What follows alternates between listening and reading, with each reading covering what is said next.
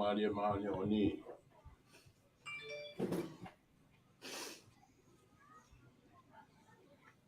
Ada waktu ya wakau tambolo mat mau ik. Tabad kia failia kau maha mata pule.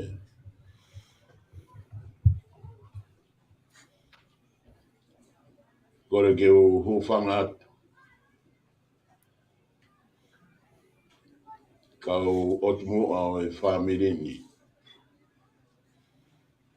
Ka ta ke kamata tau Paus o e fu wike whaweta koe ni. Kua ui pia tō oni e lau mali e maoni o o tua whawhau mai a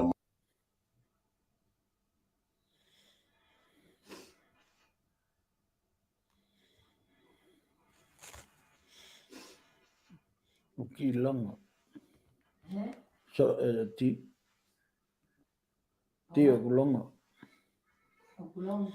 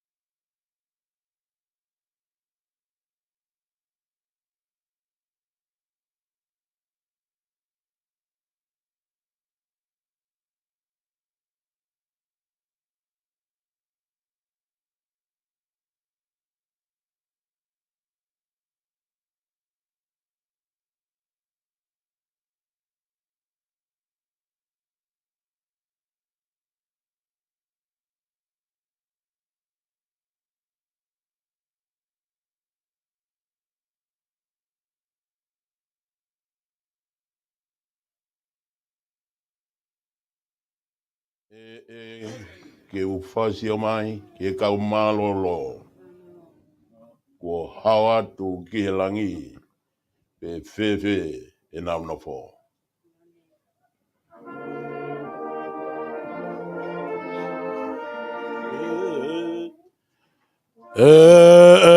Ke whakate o ma ke kau malolo ko to ke langi pe fefe e nauna. Ke ilo e nau fia. Yeah. Panongo e nau lau. No fo lang ia. Alofio e hau. Ke o ilo e nau te epe. Panongo e nau lau. No fo lang e lange e. Alofio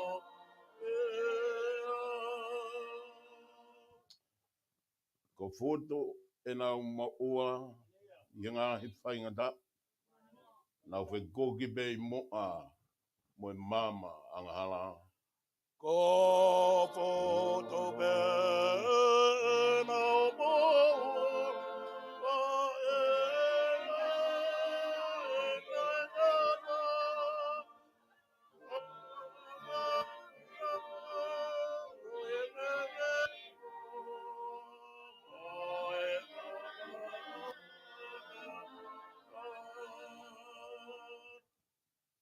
Nā mau i kuna i e hā. Pena au tari mai. Ko e ta ane ta whea. Ko wheta i he o tua. Ko iwi o lami.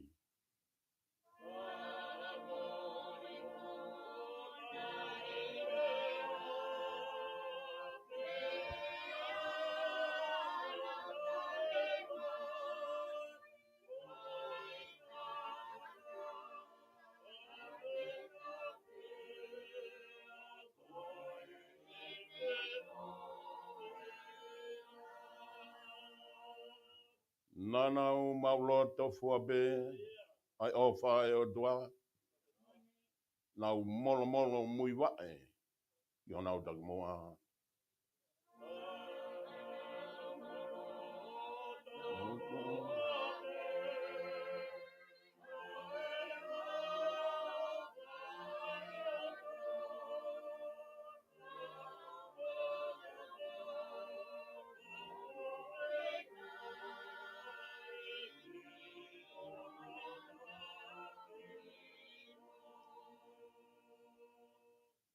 Kau whakamalo ki he eiki. O he tai eiki. He tofa ho tahu hala. O he tai. O vau he o mamahini. Ke mawai bureanga. O he tai ki eiki.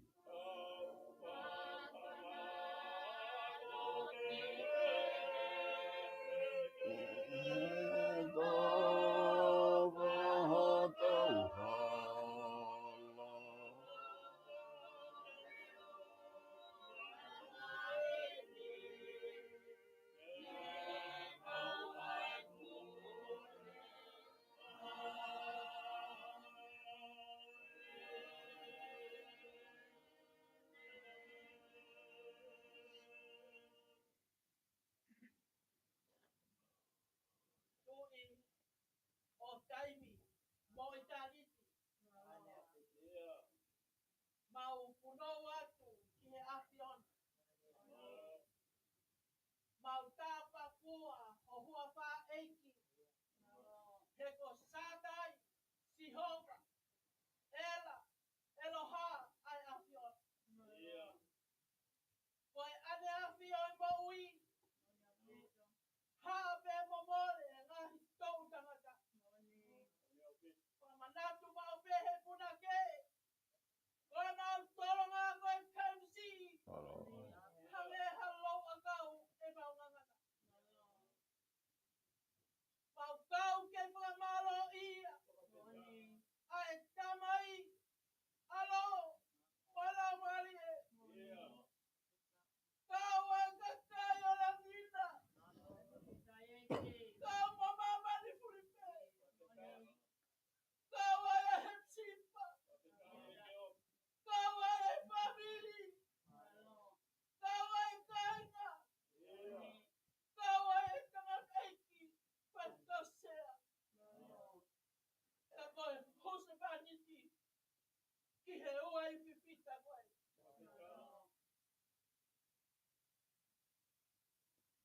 Papa fetai atu e tamai. Papa amalo atu. E kumau hau. Ke salute ki he afiona. Taha hivi. Tai malako ai e mahanioni koe. Ko sisu po pamona ke tui wharewe. E punau peki ai kotoa. E whahinga mole. Wike ya koe. Na makehe no tutuni. Na ke uye mahanioni koe. Na ke tala whakavishone whakahinohit. Na ke omi ma wike. Kako weekend hamo, weekend lotu, koi whakaheke ia. Koi maoli oli koe ni, ka koi whakalau mali.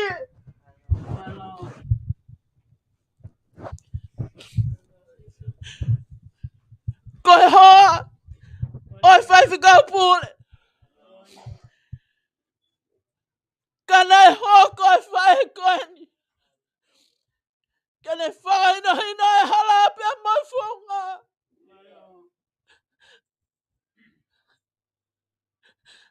Nā lehi fo.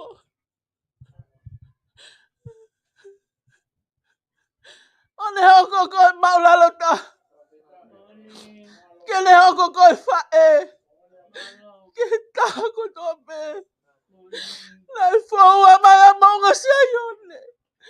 Nai whaua mai hepsipa. Nai whaua mai family. Hange ko ia kua mau whamoni ai. He whiawhi ko eni. Ai make. O e mau whaka osi. Ai wike lotu mahu inga ko eni. Wa ke whakaatai e mahape. Ke kamata me mi mwonga sayone. E whaka osi mai. Me he continuity. Whaiwhikau. Sale smaka. Pia mo toa ngai family mo kainga. Mo ia kotoa pe aku whanonga mai. I helpe.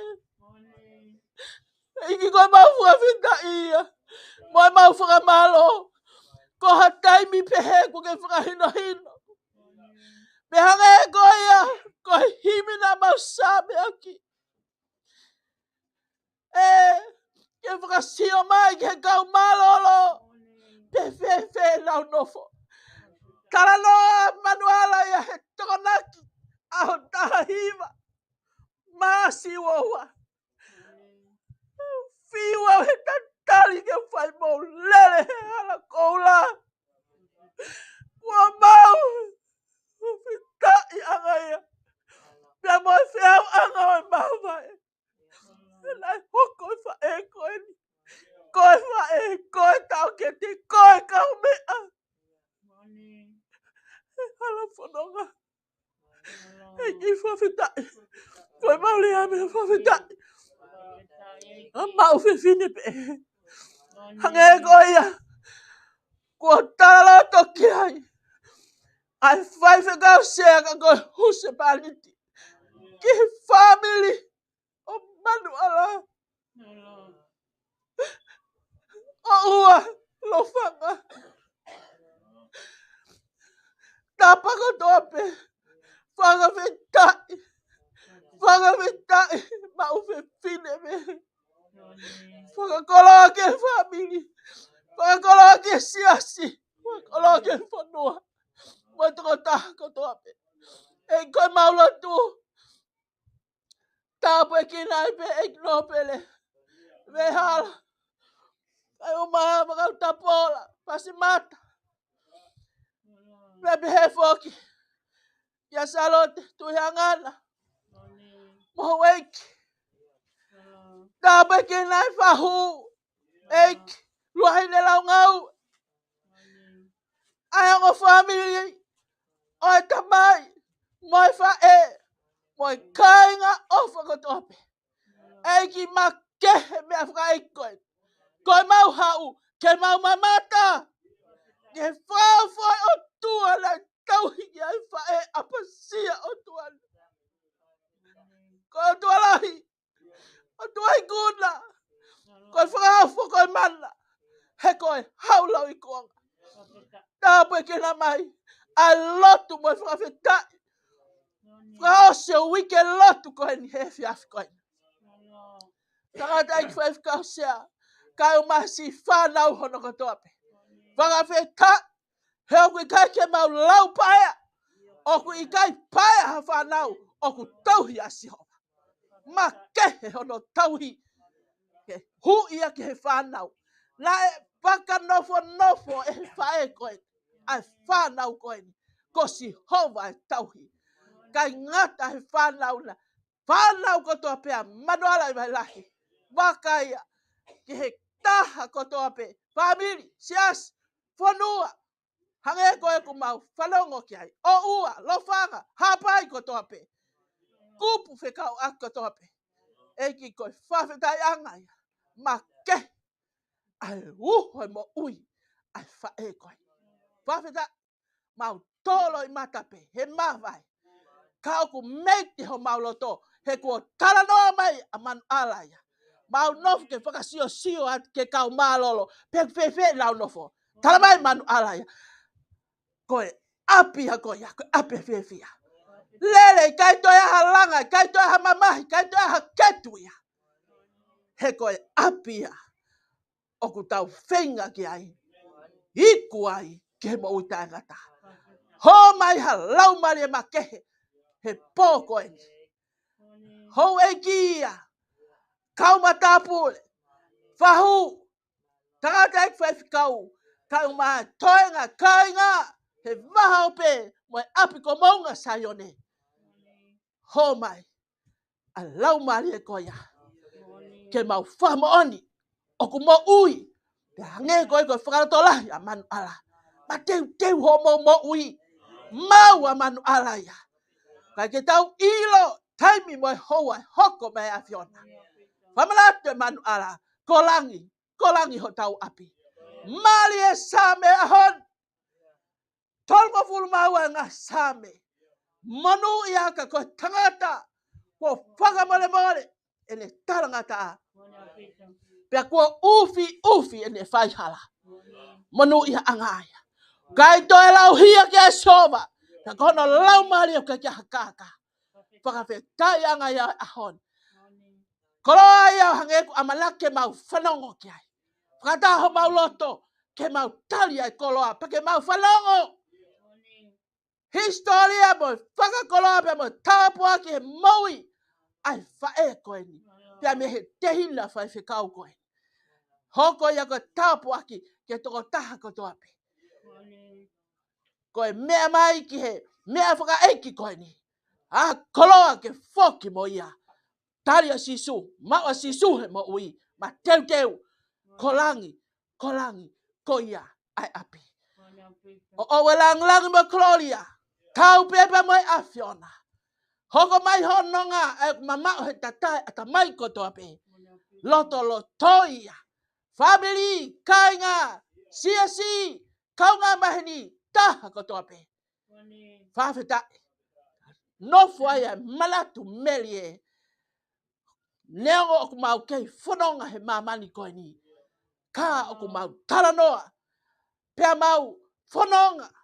Moe amalaki lelei. Hange koe ia koe. Lea ai punake.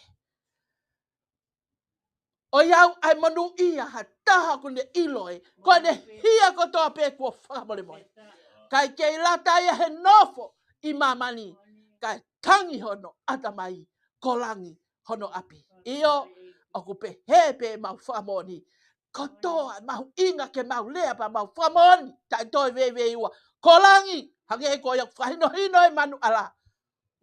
Kolangi. Ko ia ho mau api. Lotu ia aku mau whai. Kolo kotoa ngai me ani. Wapai kuna pe taho alo. Si sukulai si. Ko koe pe ho mau whakamo ui. Amen.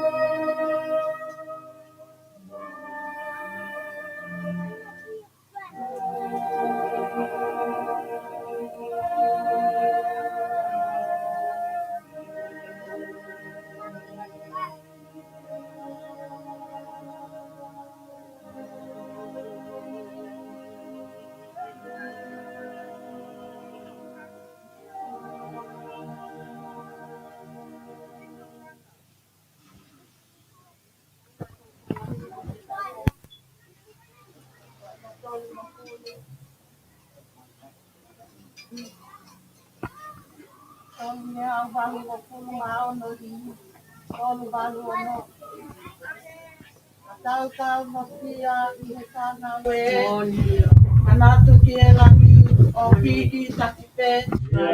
Koe malolo ia, koe malolo ia. O langi, te tau malolo ai.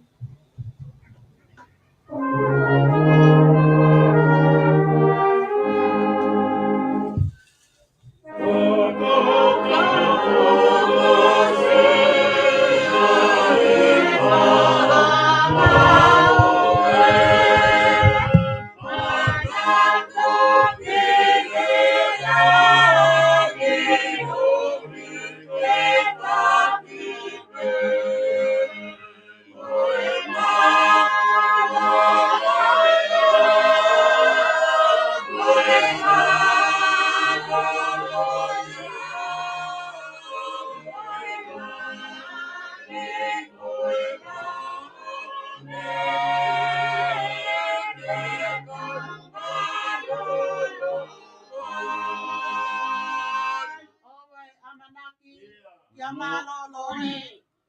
Koe potu ngā we eni, koe mama teu teu pe, koe malolo ia.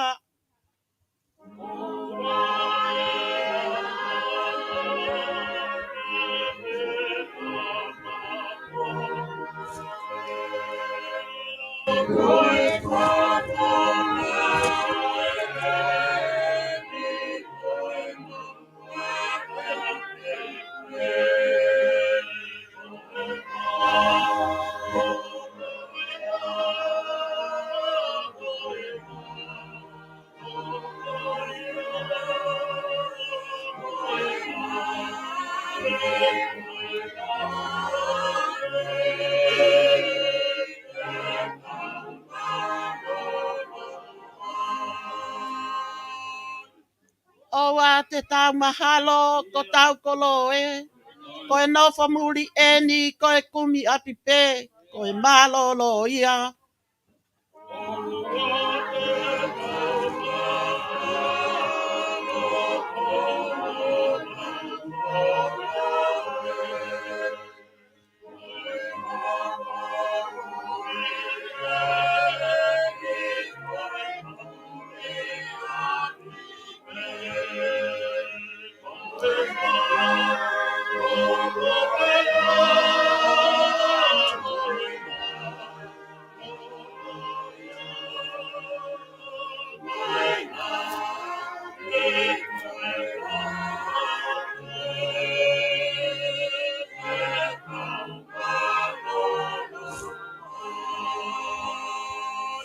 Oa te tau malolo, neongo ongo sia, wa petai.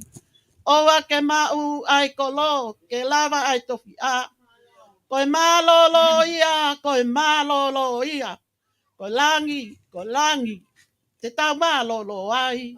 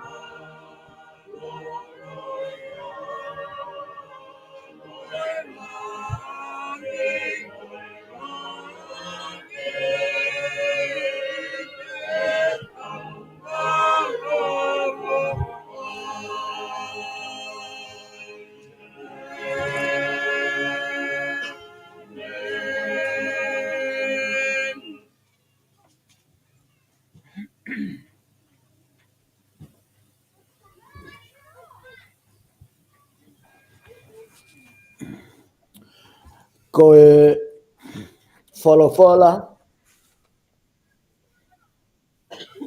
e lau ke whai mea ai ha tau poupou whakalotolahi i he whiawhini kau hi koe tuunga o e whaingataa ku o hake i ho tau loto whare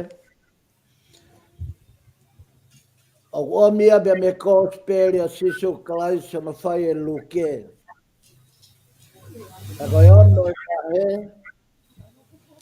ta koe vesi pe e tolu aia whanga full matolu, whanga full mawha, whanga full manima. Koe le soni o e ahoni, whakamore atu, koe le soni peia o e aho honga full mahiwa, taimi hafe ai nima, ko tatau mai a ala,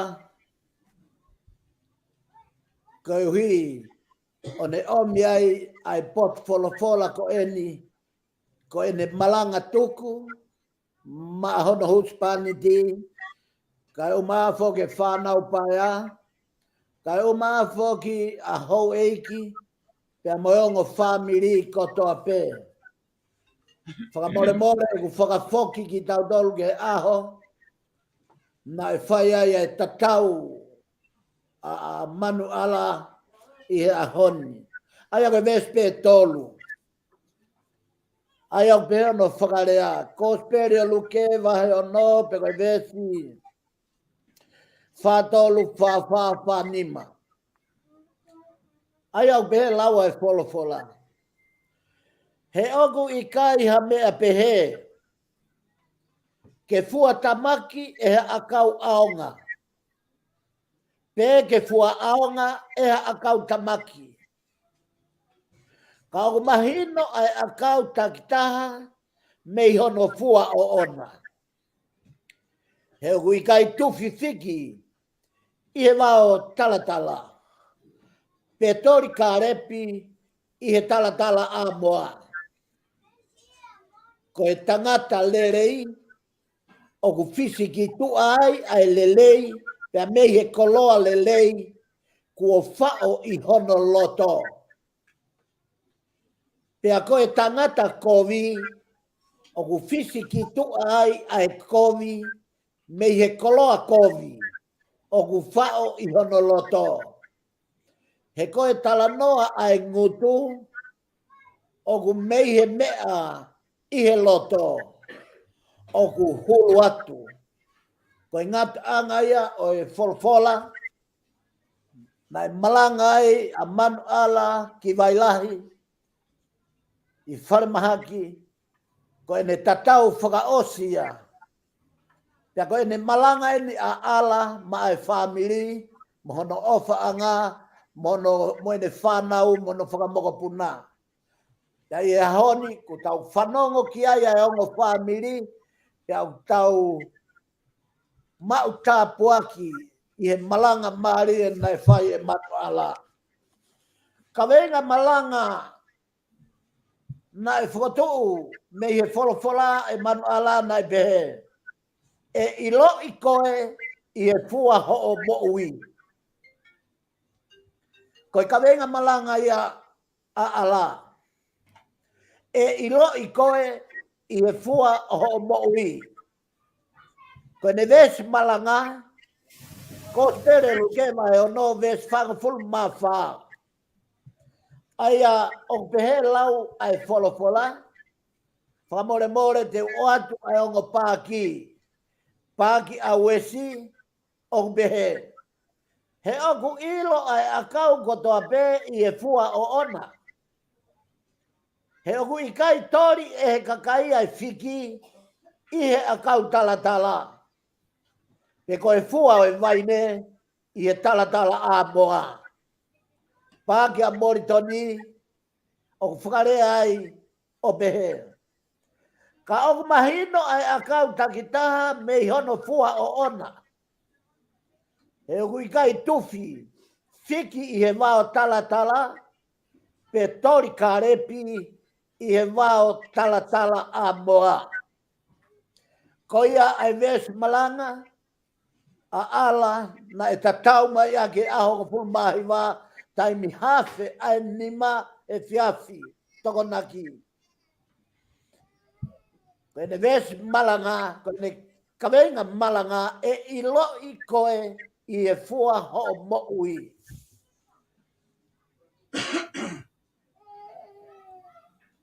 Family, o kou whakatapu atu ki he hou eiki. Ia vehala ka maa, laka o tapola ka maa whoka pase mata pia mo hou eiki. O kou whakatapu atu ki he pekia. Ua ne toka i e whakalake pā. Tapu pia mo luahine. Koe whahu o e pekia. Whakatapu atu ki he ulumatua, mo e whare kotoa, o e family tamai, whare kotoa e family whae a ala, kamata pe mei o ua whai mai ai, i whanoi o hao ai aloa au ki whamotu. Tapuange, ya mo e family o e huspaniti, ahono ofa anga tamiela waka ka maa foki ai family kotoa pe. Kai ata mua ki a te au ke u hanga o fuke fuke.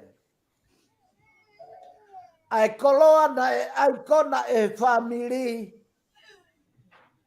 O nau lau koi mata i koloa. I he mau feo pia mo e fae fita. Fae ma oni oni. Koi fae o ngai fae. Ka ko manu ala wailahi. Ko le whamore more atu e te ke kamata ai ki popou e fiafkoeni. Whatulau atu ke whamiri o manu ala. Tung pe mua ke ngawe a ke hingoa maheni mo pai ngofua. Na ngawe a ki peia i o mau whamiri ko e ala. Ka te kore pe ke ngawe a ke hingoa ko maheni mo ia. Ko e tala noa o i resoni o e ahoni. Ko i malanga ia a ala. Ko i mea pea kong whai ko i kuhanga whakawhana. Ke whanongo e whamiri ki he malanga na e whai e ala. Vesi malanga. He hu ilo e akau ko toa pe i he fua o ona. He hu i kai tori. E he kakai e whiki i he akau talatala. Pe ko e fua i vaine i he talatala a moa. Ko e tala noa ko e ni kua tua ala he whaingata a. Kua tua ala he matapa. O ku whetoho aki ai honoloto. E lelei ke te au ke utoi mo ui. Ko e uhi ko hoku ofa anga. Ko e uhi ko e whanau. Ko e uhi ko e whangamoka puna. Kai hange o ku wawa i matapangi he mani. Hange o ku iai hani mau taalo mai. Kia ala. Ko ata ia. Ke huge pure anga o e otua. Ko e uhinga ia ne kaweinga malanga. E ilo i koe i e fua ho o mo ui. I kai talanoa aka a ala. Talanoa pe malanga ala he ki fua kau. Kai ke talanoa aka ala. Kai ke talanoa sinoa ala. Kai ke talanoa laua ala. Talanoa fua ala. E kaunga Kristiane. Ka pau te tau foki ki he potu tohi o ala ma u whainga maari. Hau eiki ka uma ai whongo whamiri. Pe tau toko tokoto hifo i e vesi ulua ki e vesi whango fulu mahiwa. O ku maari ai whaka ma opo e ala e ne moui o ne ilo pau ai ngahi fua na e toulu. Ai ngahi fua kua polo uto. Ai ngahi fua whakalau maari na e whaka ofai e ne moui. Ia maari e taha ko e talanoa o e re soni ko e ni i he kosperi aluke. Kosperi aluke, ko ia ni talanoa ia ala, malanga ia ala. Ko kosperi ko ni aluke vahe o no, o ku whakarea ia o pehe, ko kosperi, ko malanga a sisu i e tokarerei. Ia mātiu vahe ni ma, o ku malanga ia sisu i he tumu aki o mounga. Aia ko mo foi malanga tatauen. Malanga a matiu a sisu he vahe ni ma vesi. Ulu aki ke vesi whango fulu ma malu. Talanoa e foi malanga sisu ko ia. Na e malanga sisu me he tumu aki e mounga. Ka ia luke vahe o no. Aeni na e malanga ia ala. Talanoa ia na e malanga. Na e kai malanga sisu ia he tumu aki e mounga. Kana e malanga sisu ia he foi toka lerei, pe ko foi laua i lalo, i he mounga. Na iai hono uhinga famili, na e to'o ai e manuala o whai ai ene malanga. Ko hono winga he koe whewhine whaka apa eikia a ala. Koe whewhine tauhi eikia ala. Koe whaka apa koe na ne whai ke puranga o tupou, mo hau eiki, tauhi kakai, tauhi no pere, na e kai ke mawaya ala mo ene lotu, ene tauhi ki hono o tua moui. Kai ke loto ala ke alua malanga me tumu e mounga. Kai loto ala saibe, ke malanga pe i he tokarerei. Koe uhinga ia foi malanga ko ia luke. O ku ia koe malanga sisu he tokarere. Pea kai ke, ka pau te tau hanga whakatoka ngai. Koe hanga ene sisu o whakama opo mai e tohi lao a Mosese. Ngahi mea na e tono no e tohi lao a Mosese. Hanga e sisu o kapi.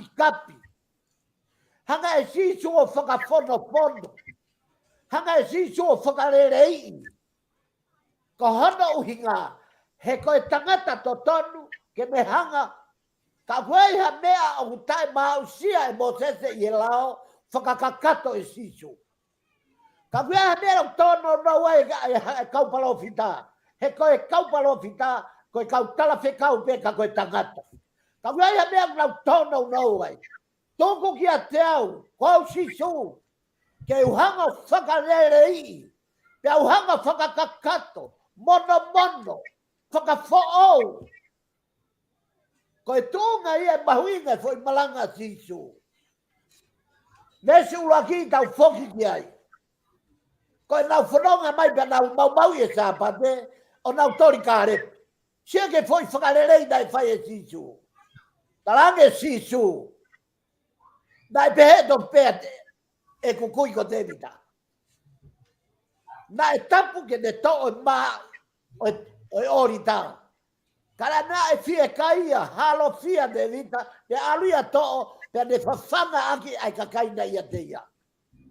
Pe to'o ai e foi mono koe ne a situ o whakakato e lao. Kala me situ, koe eiki taa ne, koe pure ia sapate. Pea kau kua pehe atu eiki o ta ane o kui kai koe mau sa apate o kui kai ke whaiha mau sa apate he ko au o pure. Koe kamata eni ke hanga si su o mono e lawa Mosese. Hiki pe me iai Ki e sapate. Ko tangata na e whai ako a sisu o ku mate hono ni mato matau. Pea hanga he kau whai ako lao o lama sisu he kau skalai pepe mo kau whare si. Na hanga lama e sisu pete de whai foi ngawe. He sabate. Nau toi pato ai mo sisu. Talane sisu. Ko sapate. Ke whai ha whakamoui pe tāmate. Ke tau whakalelei, whai hangau e lelei, pe whai hangau e kovi. Whakatonga ngā iange. Ai re sot maari ang malanga ia ala. Tala mai e ala, ko e lao. O kia i hono ngata anga. Ka ko e fua. Whakatonga ngai, ai tala noa a ala he fua. Ko e lotu, o kia hano fua. Ko e ako, o kia hano fua. Ko e fua kawenga, o kia i hono ola. Mea kotoa peo tau whai, kai ke ei hano fua, tuku moe mau taimi. Ko e talanoa a ala, talanoa fua ala. E kaunga kaistiane. Maari a mito fui whakahina sisu, o si hahe talanoa, o ire soni malanga ia ala. Hahe talanoa, na nau alu ki he maunga, o nau nofo he tokarerei, nai malanga ia sisu, ka e kaka sisu ke tumtumu, o ne lotu he pōka kato, o a mae aho.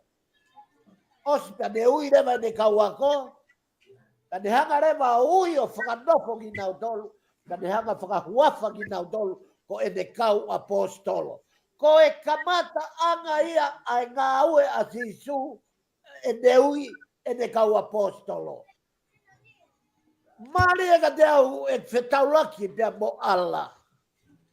Nā ku fua whetaulaki mo ala, i e taha hiva walu fitu.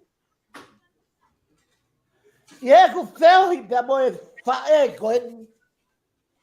Nā ku ilo, o kia e mea u kai ke fuongo lelei pia ala. I e ne humai ki e whamiri koen. Pia ai au ki tuu, o kou pupu tuu. Ke uhanga o whakatotolo, saveai, somitai, ko hai uhinga, o kui kai ke mau kakato e fia a ala, i e ne mari mai ki e whamiri koen. Kau whanongo, ongo whamiri, nā ku ilo e uhinga. Nā ku ilo e uhinga. Pia ko hana uhinga en, nā i kai fia ia ala ke hau ke whamiri koen. Ko ala, na e tupu ia he whamiri, o kure o si e volume e nau ngawe aki. Huma ia ala ia ke whamiri koeni, o hono ofa anga, ai whai whikausea. Ko e volume ia, lere pe ia he volomota koe, taha afe ke taha mano. Ne wango i rewa o kuia i e whaingata i he wā, more lata a ala i he whamiri. Nā aku toki whakamao ni ki mui ko ala, na i kai ko hono loto ke hau ke whamiri. Pea kui kai ko e loto ia a hono ofa anga, pe ko hono hispaniti. Ka ko e uia ala. Mari e uia ala. Hawa ala ko e whamiri, o kui ta koe o toi ai be, ai volume, o kutala noa merino be here o si. Moe anga vai. Moe ulunganga, humble. Te mo whahinga tō e ne lea, ko haia taha e toi ita. Ha whahinga fe whine anga vai be. Family, ko e kamata anga e ne hanga e ala whakamaa opo e family. O kui kai ke toi kehe ia mo e whakamaa opo e sisu, ene kaua ko I he mounga tane hanga tapu aki tane hanga tuange atu ke nawo kamata e nau ngau whakamisnare me atatau mo ia nai whai e ala hawa ala he moriomi kehe kai hawa ala o a ko I mautolu ia e mea e ua nai tupa unga ia ala he kumakai koi fefine poto I he tauhi o e kakai lotu I he tautu he ngā whai lotu koe ni kua osi nai kai ke wofo he tāko ako e mala a kaula tāko ako alako e tupu tonu I he akau kotahi koe ka kai nanau mate I he lotu whakakosperi pia kai ngatai ka koe se fine na me whaka apa ai ho egi. O tatau be me he whare e tui. Tatau be me ko hai be han no bere. O ku poto ia ala. He whakawhea ngai. I he meri no. Pea moi ka kaika. Pea au ai be o hawa ala. Kia ki mautolu. O poto ia ala hono tauhi. Ki mautolu. I he tafa ake e lotu. He tafa ake e ako. Kau whakao se atu ai tala noa meri e koe ni. Pea koe tala noa koe ni o kai ko tala noa meri e. Ka koe ku tala noa mooni. Koe ku lau e historia ala koe ni. O kui kai koe e meri e, ongo meri e, ka koe ongo mooni. Koe tala noa e ni kia ala. I he anga e ne. Koe te tine na e fua e ne mooni. Pea koe mea no maari e tahe ku sio mo e wakai a ala. O kui kai ko fe fine, o ku nuk sang tungua. Ke me whaka ari, e ne mohu I he fua. Fua lelei, fua merino, fua ofa, fua kātaki, fua pea amo ake. Koe fe fine o e whakawhetai. He koe ne whakawhetai, o ku wau pe ia ki he me ngala, fiu matolu he taofi, pea mautari, kaure ke naa ala. Koe fe fine, o e ngahi fe fine. Koe whae, o e ngahi whae. Whakamiri, kau oato e whakakau koe ni. Kau oato e whakakau koe ni, ko ala. Na e mahino au pito e tuunga, pea moe kaweinga, na iai e ne moui. E kamata anga e mau ngaue e whaifikau, ai se tuata, te kia ke whaifikau, ngaue whakase tuata. Na ana whakatuu ai kulupu, koe fo I kalasi aho makehe beia, ai family I Mengri. Lolotonga no langa I fufare lotu goia. Pea na mau hoko peki mau tolu he fotunga poto a ala, o ne hanga beia tāna ke whakatehina, mo nau ngahi mari e whakatehina, pea mo wakai ake ke whainga ulunganga ofa behe, o ha whae fita behe. O mau tongu peki mau tolu, koe fo I kalasi aho mamkehe. Nai toki lava ia, I he humai a ala. I ngatai, mau foki mai ki mengi o ta huhu. Toi whai be ala mea tatau. Sia be ala ke ngaive whakatongo wamo I family, toko lahi ake ia fukalasi aho. Lolo tonga ko iau na whai whatongia whakase tuanta, ia siasi o ta huhu. Pore a ala, ke mawahe be o kalasi aho make. Ka mou bea e kalasi aho make he, koi ka venga ngu te kore. Na e pore bea ala ke tuu be ia, o kalasi aho make he. Na e hanga e ala, o teu e ne ki whanau, ka tau te fito ki a salote pe a molei pua, o hoko e mo ki tamaiki koe ni koe ongo misiona, I e tawhak whakahiwa. Koe mame anga I e whakotu siasi, ai family. Na e makatuunga I he teu fe fine, na e whai behe whae, ki he ne whanau. Mea hoko ai a lei pua mea mo.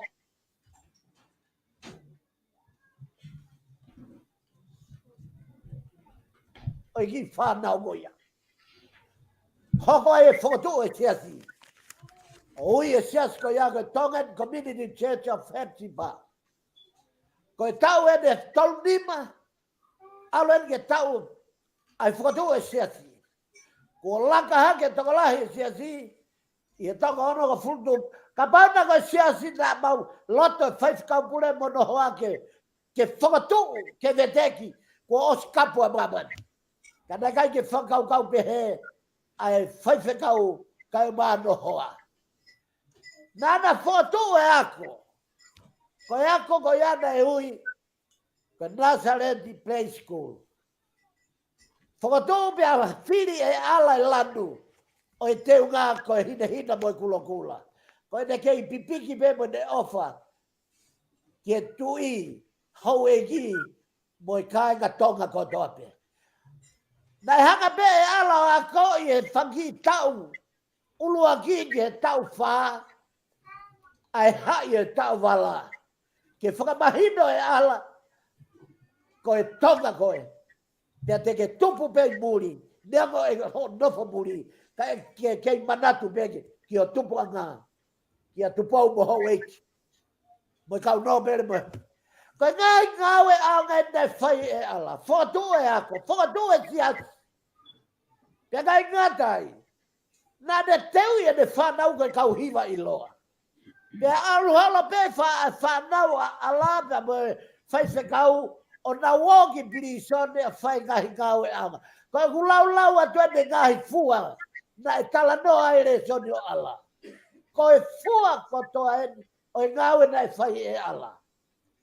O nau hoko, ko e siasi, o kunau whakao e kosperi, ki he ngahi pirisone ko toa me i New Zealand. Te nana o siau mai, o takai he ngahi pirisone i New South Wales. Ko i ngau e ia nai whai he whae ko ni. Whae ko ni nai kai ke fuoloha mau taimi. Pea mo ala. Ka ko e ne ngau e. E fiu hono whakaata he kau, tau ni mango fulu, ono go fulu, fitu go fulu, walu go fulu, tau te au, ai ngau e nai whae ala. E whamao po me tahiwa walu fitu ke. Mo tau me tol la misiona ya ala i hok family. Hanga e ala whai ngahi ngawe i longa. Au pito. Peka i ngalo hingo ala i he family. He teke aike mau whetalo ki mo whewhine pehe. Ha whewhine o ku toka pe i he anga whakasewani di e ne moui. Pa wena iai pe ngahi mea, i he na wheohina kai ke whie maari e ki ai ala. Ka, na e lava i e ala e ne ikuna, na ne lava i honoloto. Kau hiko ne sio ki e poloto e fua, o e pureanga hewani. Tala noa fua pea ala. Whanongo ki he ne kaweinga malanga, na ne omai, e ilo i koe i e fua ho moui. E kauanga kasi ane, ongo family, pe kai ngatai, ko ngahi ngau na whae ala, ko ia whae o e tau kamata me wafe mahiwa, o ne whanonga me ai o au mai he ne pekia, ko whae ia e tau o e siasi, pe mo e family kotoa. O ku hinga e ne tuu, mahino pe he ala, he na e manga mai pe ala pure, manga mai pe ala taki, manga mai pe ala whaifekau pure, manga mai pe ala ulupotoa, i he family. Ia whakawheta, kau hia na kai toi aha loto ia huspaniti. Ko tari ko au ke, tari ko, taka mea lere e tari ko au. Pua lahi ai e moui. E kai ngata ai, e kau ngā karistiane. Kau whamahino ato e mea ko eni ka ki mau tolu e mahu inga. O e whae ko eni, he mea. Ko e whewhine, na e whakatewhito ne fua polouto pe ne moui. He ko e whewhine, na ne tari ai klosi i karevare. Ko hinga na i kuna ia ala. He ko tau loto, ko e nofo anga ia fai tu uni ki he mo ui fua mo ui polouto ka pau e fai tu uni ho tau ata mai ka pau e fai tu uni e ongo ho tau kakano he kai ke tau ikuna talunga mo e fine ko ni fine poto i he whakalongolongo he na e whanongo ala na e lahiange e ne whanongo i he ne lea honongu tū tapuia. Ta koe whae ke lahiange ne taim whakalongolongo. E kau ngā kai steane koe pōre ia e whailoto e aho koe ni. Me whae fita koe ni. Mau nofo una loto. Ai more, koe more lahiange ke whamiri. E koe ngahi koloana e whakatū e ala. Mau i whaikataa ke mau toi mau hataha. Hange ko ala. Ke poto i he tauhi. Tauhi otua. Tauhi hauegi. Tauhi ka kai lotu. Tauhi ka kai e whanua. Te hau whoki ke ne tauhi e whanau ware. Whakamoni ki ai. Na e whakatū e ala. Ai ki api ako. Pea na e whai ako ai. O ka mata pe e ala. E ne whai ako ai. Koe mahino ia, koe tangat, koe whae, oi ngāi whae. Nā ne whai ako ai, nā ne whai ako he iuf, nā ne whai ako he, i he kakai o siasi, o au whoke kau vai. Mo wakai ake ke fu toka, o e tāpuaki, mo e fua ngā fuhi. Fua tolunga fulu, fua hononga fulu, fua malunga fulu, fua te au. Ai mo uia ala. Pea koe taha ia he ne malanga, mo ne kawe ngā he ne pema e i lo i koe, i e fua ho o moui. Tala mai e ala he ahoni. Koe whakamāo pōpa malanga ala, ta mai e ala. Hei kai toi ilo ki tau tau hame. I kai au mit. Koe pureanga o hewani. Koe pureanga ke sau, pea ke whakariari, o tau moui fua, i he bateri e, kai lava e ke tau hūge pureanga. He ka pau he kai ke fua e tau mo ui mamani. Koe hae me e toki fua i ho mo ui he mani. Aia ta koe tau mo ui he mama koe ni, na e tokanga o pito ala, ki e ne fo i laka ko toa pe, lea ko toa pe, whaka kau, feohi. Na mo ene kahi palanga, na mo ene kahi talaloto, na mo ene moe ka kai ko toa pe, ke fua, a ene mo ui, i he laumari maonioni. Koe nofo anga ia, o kune hanga o he ake fua. I longa ha mea e whai tutuni ho tau lotongi ai. Koe mea ia e hama ia e fua meri e. Kai ai ha mea fua tamaki, koe fua ia me he te volo. Na e mate au pito e huafa, koe te volo. Ia ala, i e foi taimina e ui ai, ka hiva walu fitu, ki e ua afe, ua. Na e fisike mau i mao ni i he whae koe ni. E kaunga kai steane, koe fua ia hewa ni. Mea koe mo ui pe ia. Mea na ikuna sisu. Na ikuna sisu, koe hono hinga ko hono loto. He na ia e ngahi whaka ari o i kakano. Na e hua te te volo, sisu, ko orea pe au hau whiri. E talange sisu i kai. Whakahama i hongu loto. Koe fua. Koe kui mehemo. Koe moui a tangata kui kai ke lau he moui fuoloa. E kaunga kai steane. Koe mahina ia ka te au e malanga ala. Ta koe moui fuoloa kui kai koe o whakate fito me iai moui maoni oni. Koe fua. Ta koe taimi mea tau moui fua i. Fia maure vai hei o tuake ne tori e ia. Iai ni ihi. Iai tau ngahi mea whakaeki. Ku alua mo ui maoni oni. Pea mo ui mea iai mamani o toi more foi maoni oni. Toi foki ia whai hanga hala. Maria ka te au e whakahino ala. Ta mai e ala. O kui kai ke lau he mo ui fuoloa. Ka aku lau he mo ui. Koe fia mau me he o tuake e te. Kua te maoni oni. Pea kua te fuarerei. Ki hono pureanga tori rewa. Ave rewa. Ai fuarerei. Ki e where o ko. Te ria nā toi huhugia. Pea ngangana tae aonga. Mare ai lea ala i he on family. Koe te popo aki ana. kia vehala. Ane popo aki ena. Kia pas mata. Kau ba a waka utapola. Pea bohou eiki. Lua hinde ko whaku. O ko family. O kamata be. Pea me hapai. O au ni fua motu.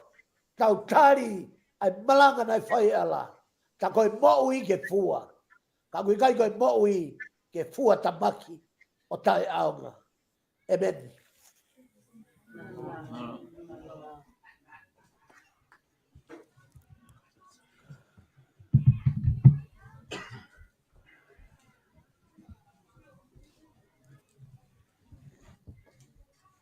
O himi whakaosi ake tau ngā ue I he whiawhini. Hono tolungi au, balungo fulu māwalu o himi. Te talawa he whanua hi kauai. No fo anga he otua, mo I kau angelo tokola. Iyo, teta ewa. He potu manu ia I he kauai. Iyo, teta inu me vaiola. Kafe, me he taloni o langi.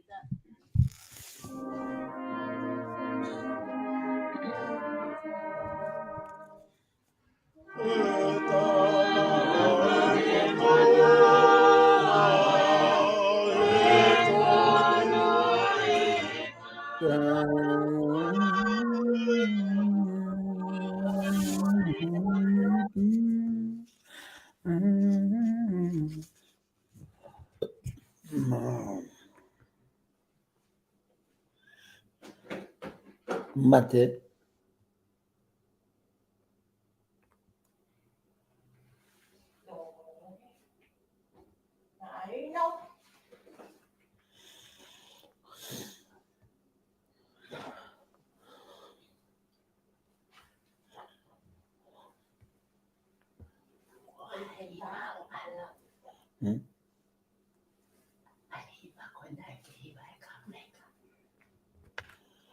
Tena toke ai pena to.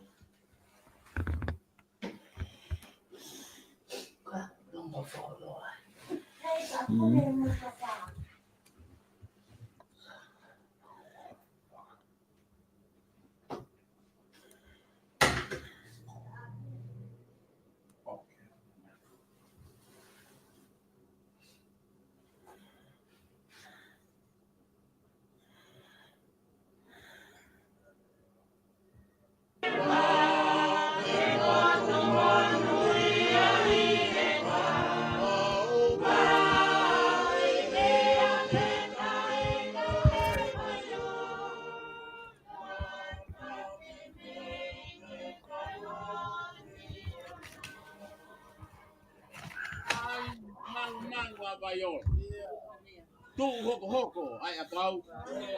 Fua he mahi nā kotoa. Koe mea, whai tohu no lau.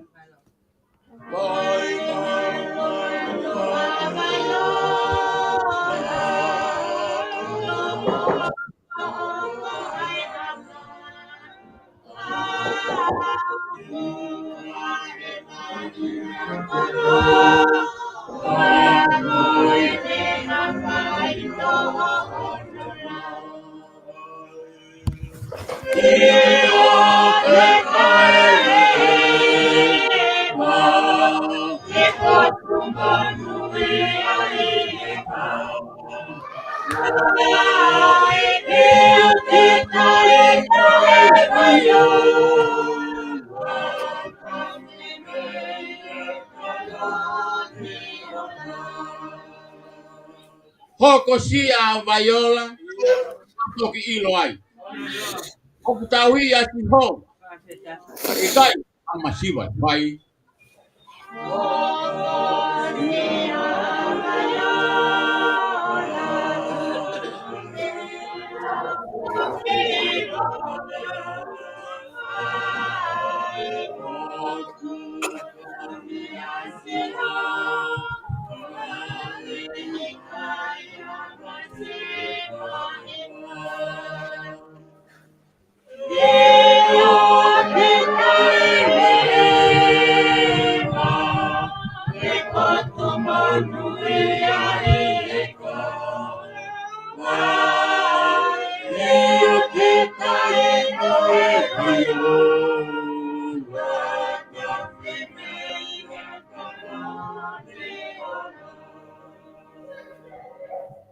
Hili bebe spausi. Kogole ati ke tau lotu koto ape. Tau whawhetai ki a Sihova. I he whia whakakoloa, pera hili ko ia. E a tokui lotu whakaosi. Ai tangata i whakausi a. Ves whakaosi. Koe mala kua ngata. Tupu pe ai monu ia. Hoko ai e lo i mata. Ngalo ai ai fia fia. Io te ta eve eva. E potu monu ia i he kauwai. Io te ta inu he vaiola. Tafe. Me he taloni o langi.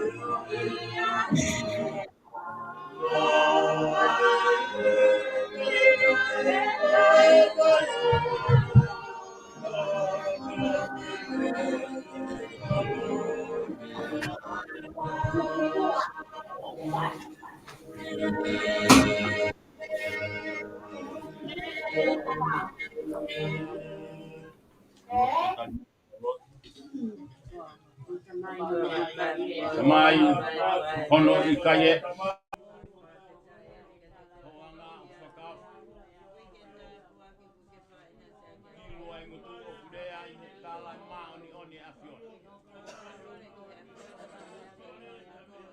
Mau whakawhitai atu i he mau whai mamani.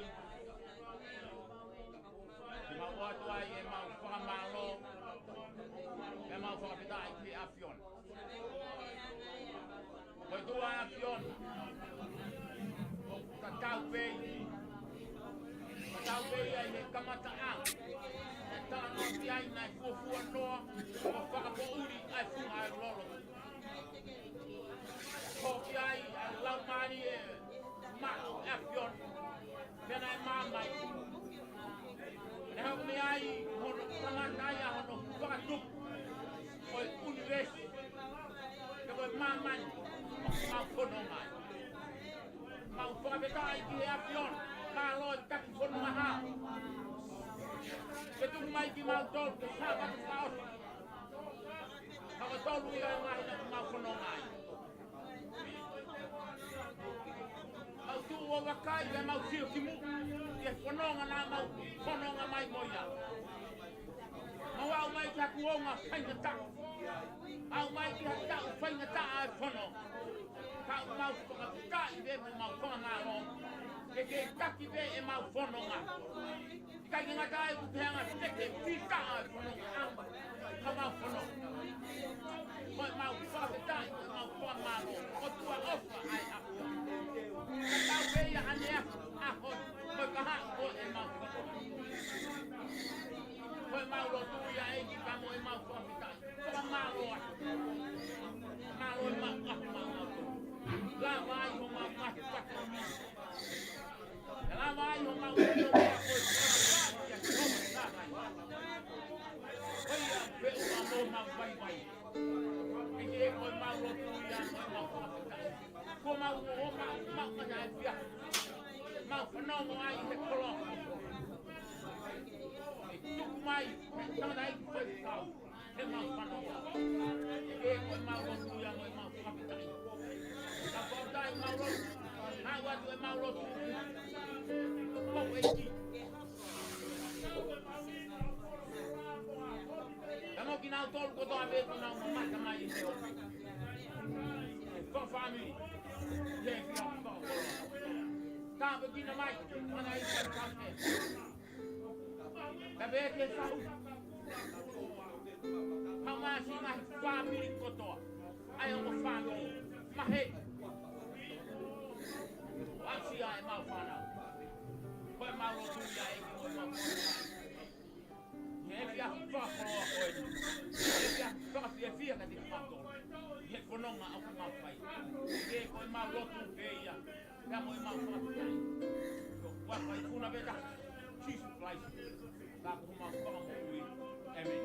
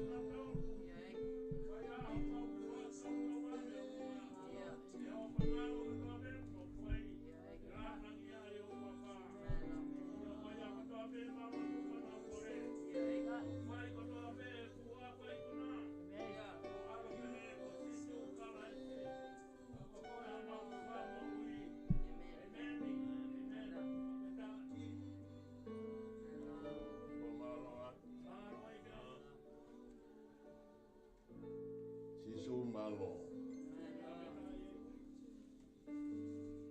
Koe ni ngā taanga. O ngā ue nā ke whai ino ke whai. Koe whawhitai. Mawanga i o ko malo. O mawai. Mawanga i o ko mau phone. Mawanga i o ko na pangpanga mali. Ha o whai ino ki e whanonga o mawhai. Koe whakawhia. Koe wiki whawhetaki koe ni. Ange ko maureso ni. Koe kakato. Hawaiki. Matapore. Ko whai kau. Ai family ko tope. Koe maunga o i au fie o mauroto. Koe koloha ko tukumai. Ki maufua. Tata e me o ko mauinga. Maunga i masiwa e maunga. Maufua be whaki fua. Hohokia. Maufua be. He ngāhi fua. Hange koe visone na whai e mosi. Polo pe momoho. E ko oso no aunga. Kai whakatai ko no whakatokanga ki mautonu. Koe fua. He mau kei maku ai whainga maari.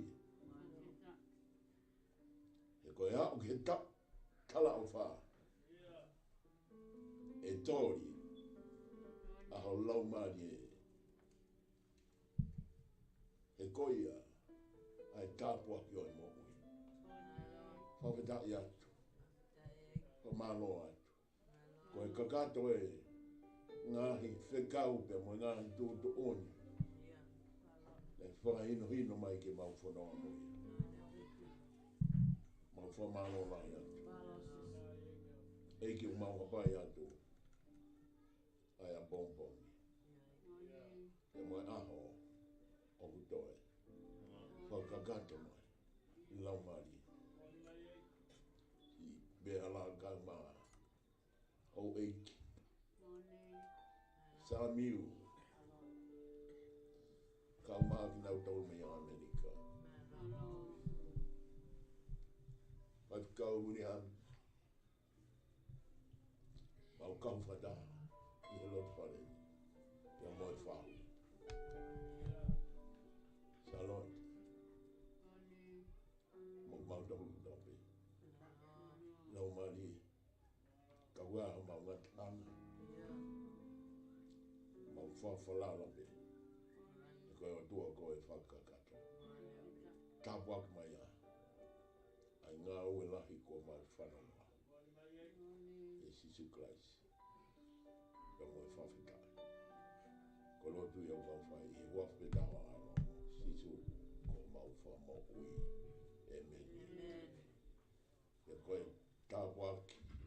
Ai tamai e keresi o mau e kiko Sisu Christ. Alfa lahi ke o tua koe tama. Pia moe whiohi, pia moe laumari e maa on. No wholoto ia. Pia maa tolu kuto pe o na hiki. No maa wai pe keta ngata, peta ngata. Amen. Amen.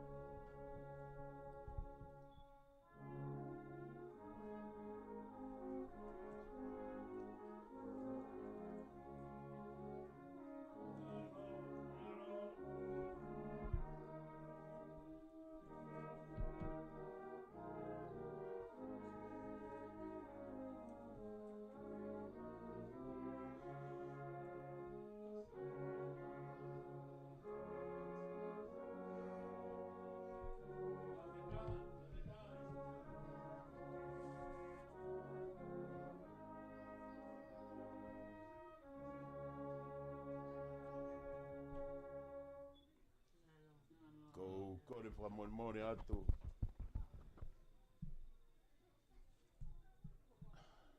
Tu mai mua ki whainga maari e koe ni. Kou manatu ki e ngahi fwoi fua o i whewhine.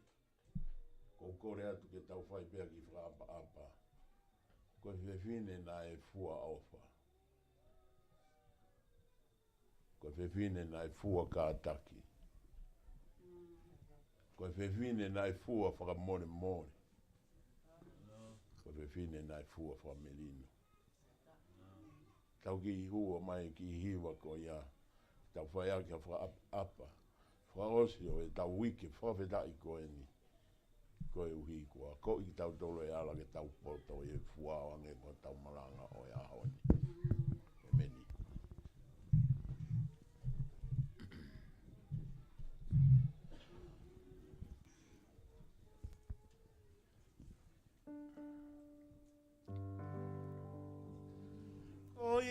Koe vaine wa atau tolu ene fua e te au koe ofa.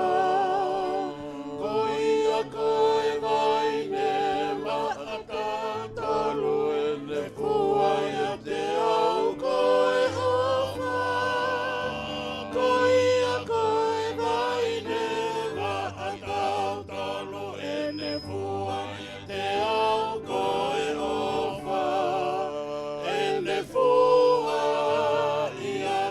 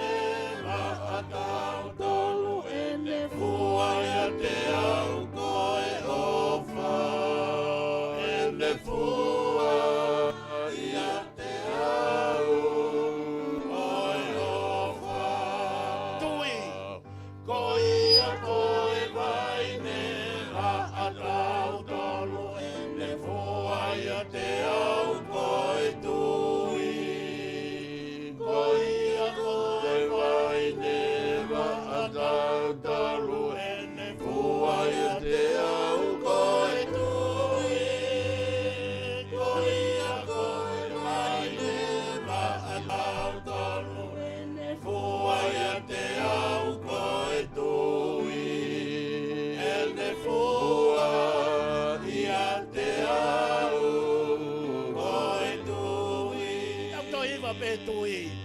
Ko ia koe vaine ma atau tolu ene fua te au koe tui. Ko ia koe vaine ma atau tolu ene fua te au koe tui. Ko ia koe vaine ma atau tolu ene fua te au koe tui. Ene fua ia te au koe tui. Melino, ko ia koe vaine ma atau tolu ene fua ia te au koe melino. Ko ia koe vaine ma atau tolu ene fua ia te au koe melino. Ko ia koe vaine ma atau tolu ene fua ia te au koe melino. Ene fua ia te au koe melino. Tau kai wa pe melino. Ko ia koe vaine ma atau tolu ene fua ia te au koe melino. Ko ia koe vaine ma atau tolu ene fua ia te au koe melino. Ko ia koe vaine ma atau tolu ene fua ia te au koe melino. Ene fua ia te au koe melino. Kataktawi mai he kataki whawhetai eke. Koe vaine ma atau tolu ene fua ia te au koe kataki. Ko ia koe vaine ma atau tolu ene fua ia te au koe kataki. Ko ia koe vaine ma atau tolu ene fua ia te au koe kataki. Ene fua ia te au koe kataki. Kataki tau tau hiwa me kataki. Ko ia koe vaine ma atau tolu ene fua ia te au koe kataki. Ko ia koe vaine ma atau tolu ene fua ia te au koe kataki. Ko ia koe vaine ma atau tolu ene fua ia te au koe kataki. Ene fua ia te au koe kataki. Tau whakaosa ki pia ofa, whawhetai eki. Ko ia koe vaine ma atau tolu ene fua ia te au koe ofa. Ko ia koe vaine ma atau tolu. Hallelujah. Whawhetai. Ofa. Ko ia koe vaine ma atau tolu ene fua ia te au koe ofa. Ene fua ia te au koe ofa. Hallelujah. Vaine va atau tolu ene fua te au koe ko ia koe vaine tukulolo tolu ene fua ia te au koe tukulolo. Hallelujah. Ko ia koe vaine va tau tolu ene fua ia te au koe tukulolo.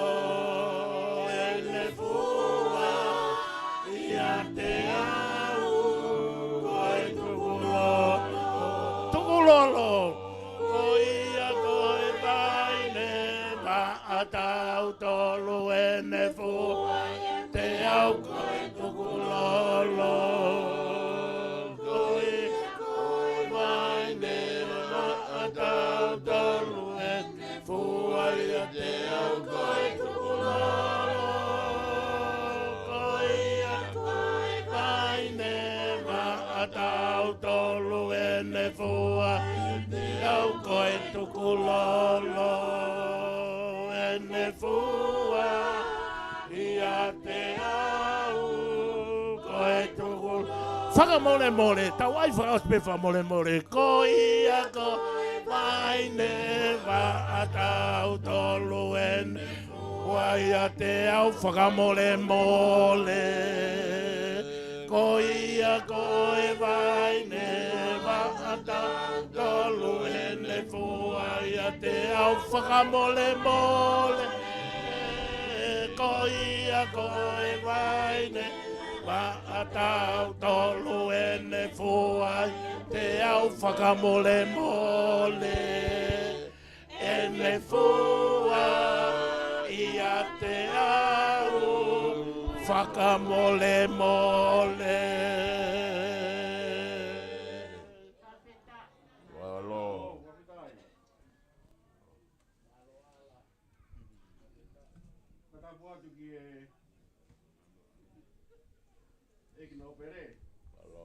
Walo. Mui kainga, mui family. Una mea heo pe. Walo. Tapua ki he whahu. Tapua ki he witou. Walo. Ka mui whanau. Tapua ki si rua. Laula e hau. Sa ke asi. Mui o family. He kainga afu katoa pe. Patapua ki tangata e whaifikau nane tataki tau tolu. I he maunga keresi o e fiaskoi. Tai tā mua mo i mutuani. I whai ata whakamālo. O honga ki he witou mo i whanau. Pehe ki he whahu. Mo i whamiri. A koloa polopola ko tō mo ki tau tōru. I he whiawhi. Walo. O koloa mauinga u le omi ki tau tōru e whiawhini. O kui loki. Ko i ho tōnga mo ui. Oni.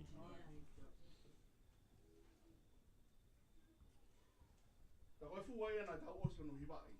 Ie. Me lau kea e whaifekau. Walo. Ka wheta i ala. Wapeta. Ai maua kona.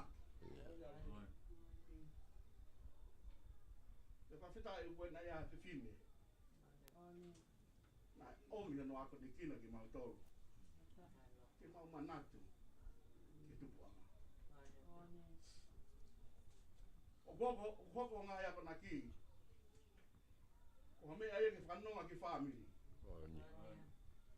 Hoko e ka whai ka waki. Ka whia maari e. Ke whanonga au whai. Ke māma koini.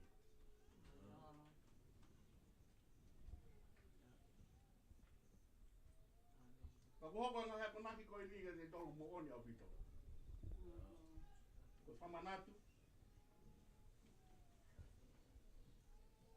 Ke mea a manaki tau fō atu ki ai. O te hana ala o me whikau koini ki tau tōru.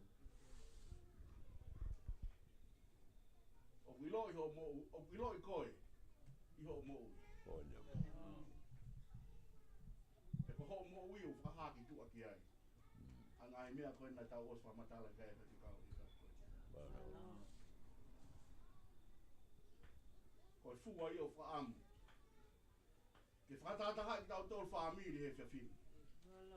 Ke whakaosia ke maunga ke resi. O i whiawhkoi. Walo. O koe ki te ha fua ia. E tāu. Ka ku tau tonga mo ui. E whotu mi ai. Ona. O mon pela wa fola tanga malanga oi. Oni. Mole soni. Siri mai ala ni malanga ene. Fekau ne om tau tolu. Ko tangata le rei. O fiski tu ami ai. Bali. Ai ko le rei fa. Ko me au I lo ai. A ho mo. Ke fiski tu ai le rei ko to ape. Ki fe mau ke fiski mai ki tu a ko. Ke mau ke fiski tu mai le rei ko to ape. Ko ofa. Balo. Ko merino. Ko fa kata. Afita. Ta.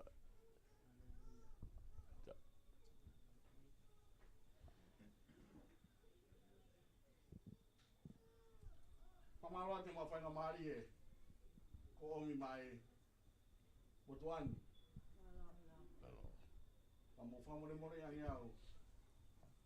Kapau na ya ha to fa dongia. Kai ko mo tau. Mo wa kai. Pamo le more yang yao. Ko no fa pe fa na. Ko ya ko la ka pe fai. Te nga o fai.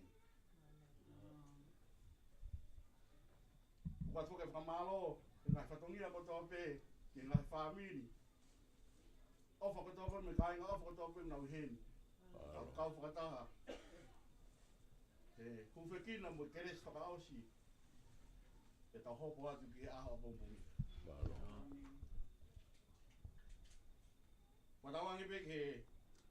Iwi pa mo keres o tua. Oni. Ni kei om ta puak ma tau tolu. Ia. Api he ki tangata i whai te kau. Pa mo ui tau. Ko ia ka ngai whatongi au whanga mai ni muana. Balo. Ko ia pek ki te whamalo o whātu. E taim ka nia kore ki ai. Ano tai whai te kau.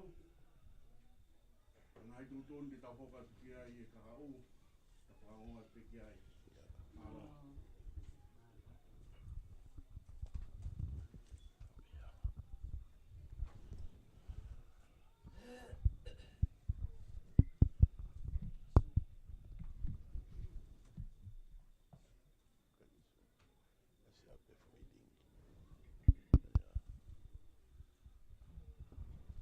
Solo. Lava pe via la e foi Lincoln e ame o. Ka vau veo ku tua pe ki ka beala.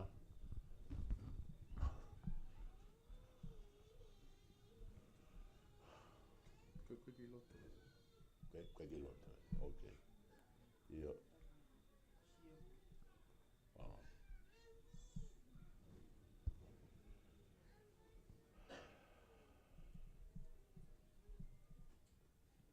Malo, o fa malo la yantu ko wiko tau wikuna. Ai wike whaka whopa koe. Wike whaka whopa. Ka whetake atu. Ko tau ki toto ni pen kwa pongpong I taim fitu. Tau apo ai. Lere ai pe ki he tahawa. E tau mātuku lewa. Toki malanga I he hongo furu. I he aho tūsite. I he mala e pe koe ni manukau. Papatoto. Papatoto. Koe o malo koe tau ki tūtū ni pe ia pa malo la ia. Whau. Pe ka salote. Tau kau whatahe a honi. Koe lava ia tau wike whawhitai. Ka mo ofa mai a o fua.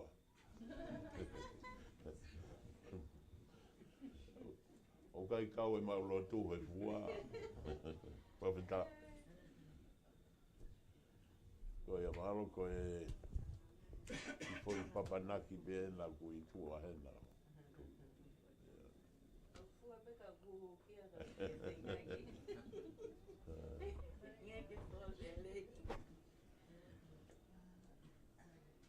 O fa malo ke fa kau I aseria ko I fa kata mai tau.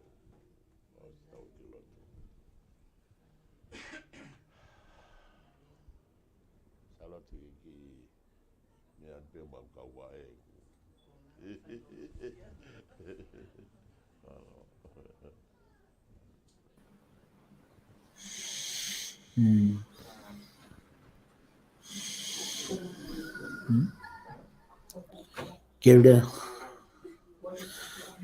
Kira, ya, kay kadak pe kau ki pamaloat malopit Malo. mo fata mai me faita ke tau fehat famaloat opito ke family tatau pe family alam pe family fai kau po famaloat ke kanga tonga ko tope fakakato atu se tau fatomia ko hi ko hanga hai kolona wa itu ua ki tau dolu i ahon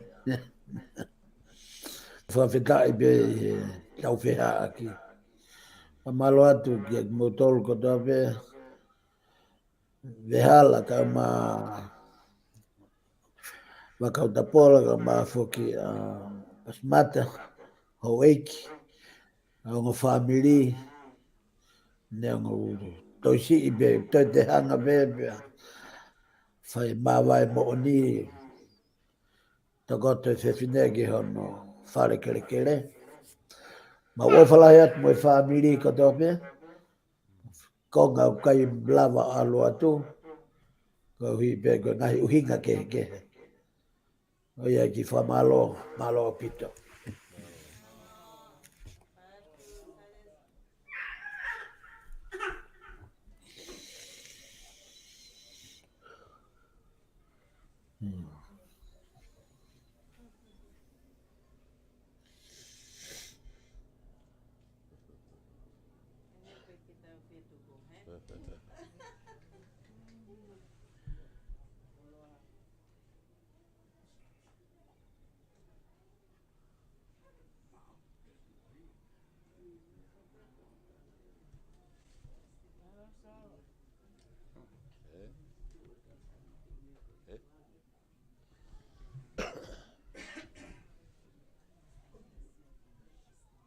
Owa. Agi sin naya.